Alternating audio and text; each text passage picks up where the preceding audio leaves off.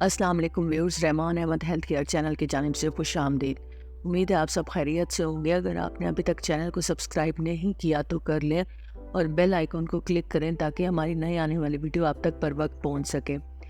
आज हम बात करेंगे गोश्त की कि छोटा और बड़ा गोश्त खाने से हमें किस किस्म के मसाइल का सामना करना पड़ सकता है।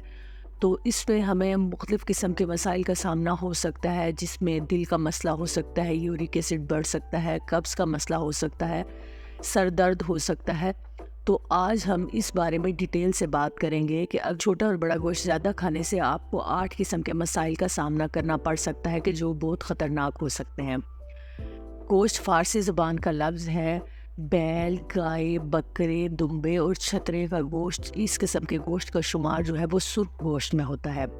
माहिरीन तिब के नज़दीक एक बालिग इंसान को हफ्ते में 2 बार सुर्ख गोश्त खाना चाहिए, जिसकी मिकदार जो है वो 500 ml या आधा किलो से ज़्यादा नहीं होनी चाहिए। और यूनानी तरीका इलाज के मुताबिक जो है गाय और भैंस का गोश्त जो है उसका मिजाज खुश्क होता है और सर्द होता है, ये देर से हज़म होता है, जबकि बकरे और दुम्बे के गोश्त का मिजाज गर्म होता है। दुनिया में सबसे ज़्यादा गोश्त अर्जेंटाइन और न्यूजीलैंड में, और जबकि सबसे कम जो है वो इंडिया में खाया जाता है। सुर्ख गोश्त कोई भी हो, अगर उसे मुकर्रर मिकदार से ज़्यादा खाया जाए तो वो सेहत पर उसके अच्छे असरात मुरतब नहीं होते। तहम हद से ज़्यादा गोश्त खाना जो है वो इंसान के लिए मुज़र सेहत भी हो सकता है और बाज़ औक़ात वबाल जान भी बन सकता है। आज की इस वीडियो के ज़रिए हम आपको उन ख़तरात के बारे में बताएंगे तो जिनका सामना आपको करना पड़ सकता है, जिसमें सबसे पहली बात यह है कि गुर्दे में पत्थरी हो सकती है। गुर्दों में पत्थरी बन जाना एक तकलीफ़देह अमर है और हर 11 में से एक बंदा जो है वो इस मसले में गिरफ्तार है। जानवरों के गोश्त में ज़्यादा मिकदार में प्योरीन पाई जाती है। प्योरीन जिस्म में पाए जाने वाले यूरिक एसिड का 15% बनाती है। जिस्म में यूरिक एसिड की मिकदार अगर बढ़ जाए तो उससे गुर्दों में पत्थरी बनने का सबब बन जाता है। इससे गोश्त की मिकदार को जो है वो कम किया जाए और पानी ज़्यादा से ज़्यादा इस्तेमाल किया जाए ताकि यूरिक एसिड की मिकदार को कम किया जा सके। दूसरा मसला जो गोश्त खाने से हो सकता है वो है डिहाइड्रेशन, यानी कि जिस्म में पानी की कमी वाक़या हो सकती है।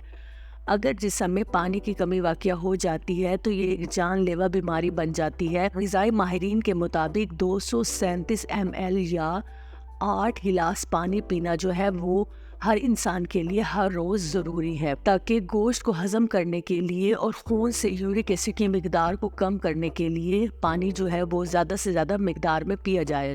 जब हम ज़्यादा मिकदार में पानी पिएंगे तो इससे ये होगा कि जहरीले मादे जिस्म से कम होंगे और गुर्दों में भी पानी की जो ज़रूरत पड़ती है वो भी पूरी होगी और जिस्म में पानी की वाफर मिकदार की ज़रूरत पूरी की जा सकेगी, इसलिए पानी का इस्तेमाल ज़्यादा किया जाए।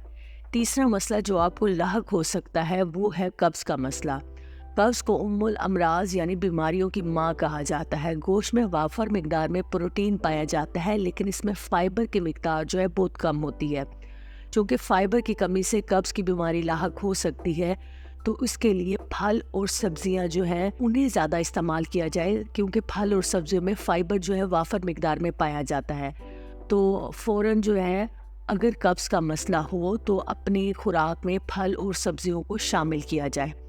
इसके अलावा चौथा मसला जो आपको लाहक हो सकता है वो सर का दर्द हो सकता है।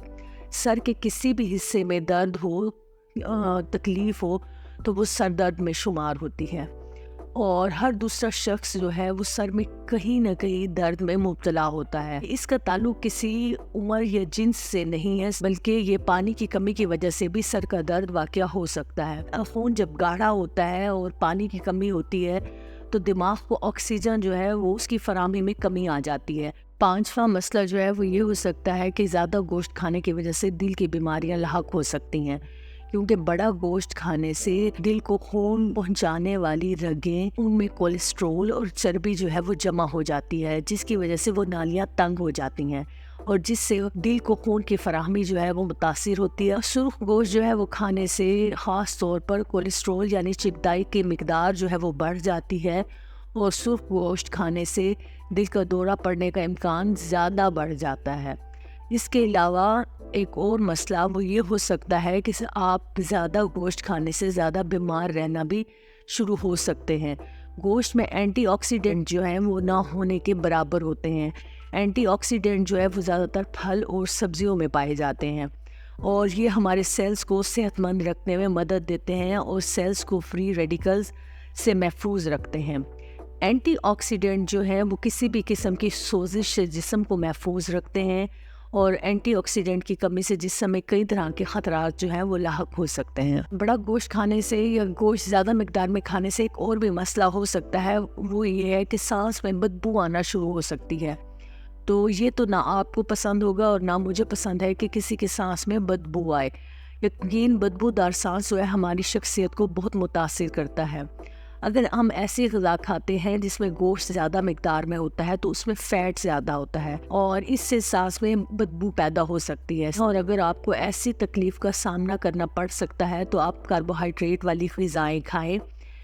بالوں اور جلد کے مسائل کا اگر آپ کو سامنا ہو سکتا ہے اس صورت میں، تو جب آپ گوشت زیادہ مقدار میں کھاتے ہیں، کیونکہ گوشت میں وٹامن سی جو ہے وہ بہت کم مقدار میں ہوتا ہے اور نہ ہونے کے برابر ہوتا ہے۔ وٹامن سی جو جسم کے سیلز کو فری ریڈیکل سے محفوظ رکھتا ہے اور جسم کو سوزش سے بچاتا ہے۔ وٹامن سی جسم کو کولیجن بنانے میں مدد دیتا ہے جو بالوں، ناخنوں اور جلد کو مضبوط بناتا ہے۔